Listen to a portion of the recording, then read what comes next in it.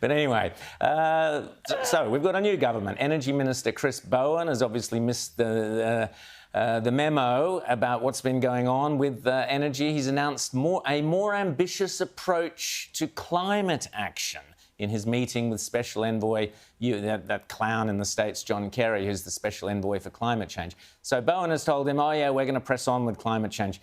Here he was just a few hours ago addressing the nation. But there is enough supply in the system to avoid load shedding, asking the big industrial users to reduce their energy use, or indeed, as I've seen some public speculation, blackouts. There is enough supply in the system to avoid those for the foreseeable future, subject, of course, as I said, to any unexpected further outages. I'm sorry, I'm always a little bit cynical when Chris Bowen speaks. He was the bloke behind Grocery Watch. He was the bloke behind Fuel Watch, both of which were abysmal failures. He was the bloke behind some of the worst immigration policies we've ever seen, and deaths at sea and so on.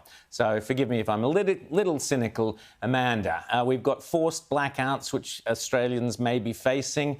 It's not really the time for more solar panels, is it? Do you think the Australian people can have faith in Chris Bowen? Look, what I can tell you is that this is what many Australians voted for.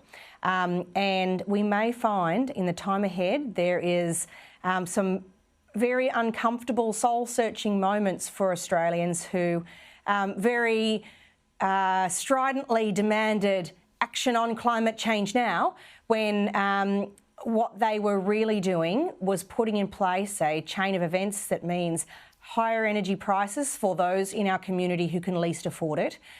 It will mean the denial of energy supply to those industrial and commercial users that are vital for our country's prosperity. And it will mean prohibitive prices, particularly for small business, with real consequences for the job prospects of Australians of all walks of life. That is the real consequence of policies that push to the extremes on this, particularly in circumstances where we face quite a lot of challenges in supply.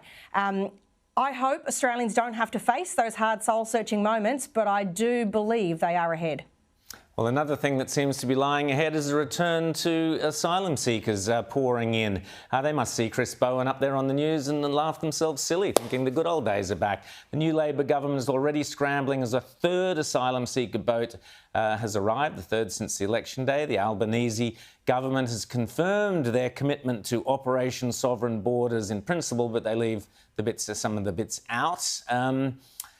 Are we back for more, asylum seekers, deaths at seas, all that horror that we saw back in the Gillard and Bowen years? It's a real risk, and the idea that Labor can say they are committed to Operation Sovereign Borders while conveniently dropping out those bits that they don't like is doublespeak at its best. You're not committed to Operation Sovereign Borders if you're not prepared to do all of the 3 steps necessary to make it work.